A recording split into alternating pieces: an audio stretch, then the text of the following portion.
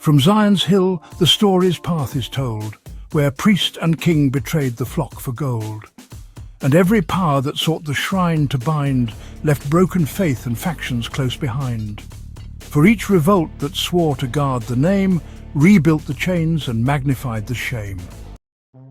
Thus what began as covenant and flame ends bound in texts that none can set aflame. The Seleucid crown imposed its Grecian law, and the temple bent beneath a foreign awe. Some donned the cloak of Athens for their name, while others clung and deepened still the shame. When Judah struck, the hammer cleansed the shrine, and the altar blazed again with holy sign. Yet priestly crowns were bought with sword and gold, and what was freed grew captive twice as cold. Disgusted hearts withdrew to desert stone, claiming the temple fallen, truth their own. They wrote their laws with purity and fire, and damned the rest to judgment's cleansing pyre. Yet isolation twisted into pride, and their scrolls proclaimed what mercy had denied.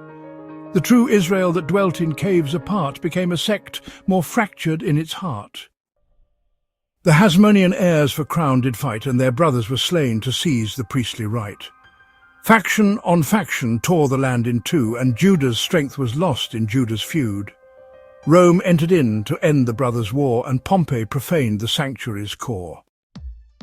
By foreign hand the holy courts were bound, and resistance birthed the yoke that held them down. Then Herod built, and the temple soared in might. Its stones proclaimed both grandeur and the night. The fortresses he raised were Rome's own hand, and a puppet king adorned a captive land. Those walls, though high, preserved no sacred flame. They bore the weight of Caesar's hollow name, and what was meant to magnify the Lord, it exalted Rome, enthroned with Jewish sword. The sects then split, each doctrine made a claim. The zealots raged, and the Pharisees sought fame.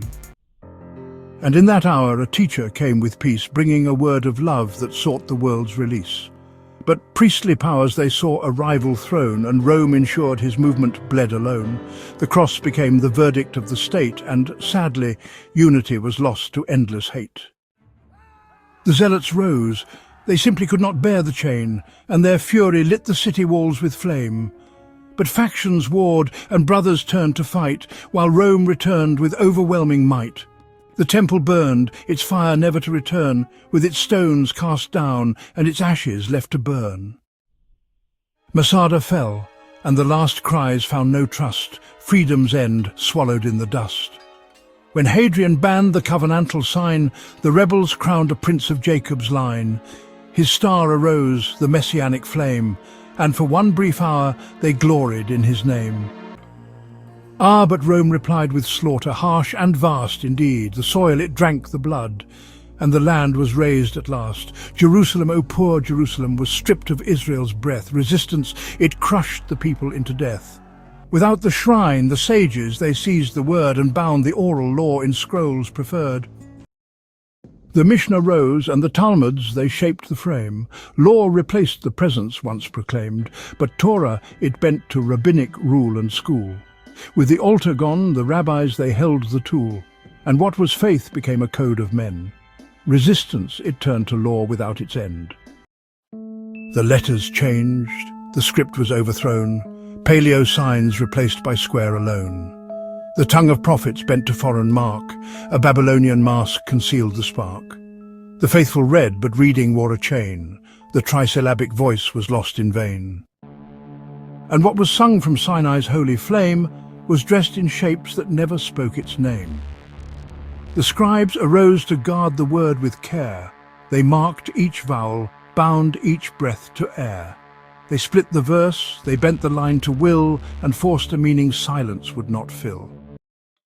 They claimed to fix, but fixing broke the whole interpretation, shackled living soul. What once was open, burning, vast and free, was closed by hands that ended purity. So hear the tale. Each time the power pressed, the faithful rose, resistance in their breast. Yet, taking power, they became the same, and every triumph deepened still the shame. The end is not renewal, not return, but sealing fire in letters cold and stern. The story stands completed in its fall when power's hand has conquered faith in all.